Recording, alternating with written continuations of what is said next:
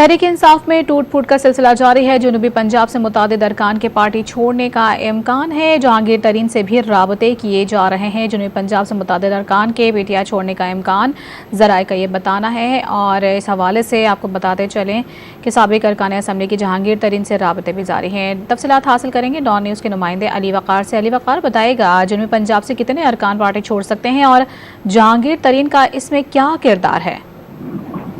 जी बिल्कुल, इस वक्त पाकिस्तान तहरीक इंसाफ पर जो है वो मुश्किल वक्त है और उसकी मुश्किलात में इजाफा देखने में आ रहा है, क्योंकि पाकिस्तान तहरीक इंसाफ के जनूबी पंजाब से जो मुतअद्दिद अरकान असम्बली हैं वो इस वक्त कहा जा रहा है कि वो जहांगीर खान तरीन के साथ राब्ते में है, जिस पर जहांगीर खान तरीन ने बाकायदा तौर पर लाहौर में अपना जो सियासी क़याम है वो भी बढ़ा दिया और अपना सियासी दफ्तर की सरगर्मियाँ भी बाकायदा शुरू कर दी है। ज़राए का ये कहना है कि 20 के करीब अरकान असम्बली जिनका ताल्लुक पाकिस्तान तहरीक इंसाफ से था, उन्होंने हालिया दिनों में जहांगीर खान तरीन से बाकायदा मुलाकातें की और अपनी तशवीश का इजहार किया है, जो कि 9 मई के वाक़यात के बाद सूरत हाल पैदा हुई थी।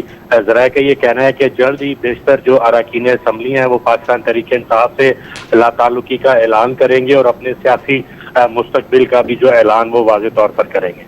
जनूबी पंजाब से मुतादिद अरकान जो है पीटीआई छोड़ने पर गौर करें। साबिक अरकान असम्बली के जहांगीर तरीन से राब्ते भी हो रहे हैं। इस हवाले से ज़राए का ये बताना है जहांगीर तरीन ने लाहौर में सियासी दफ्तर कायम कर लिया है।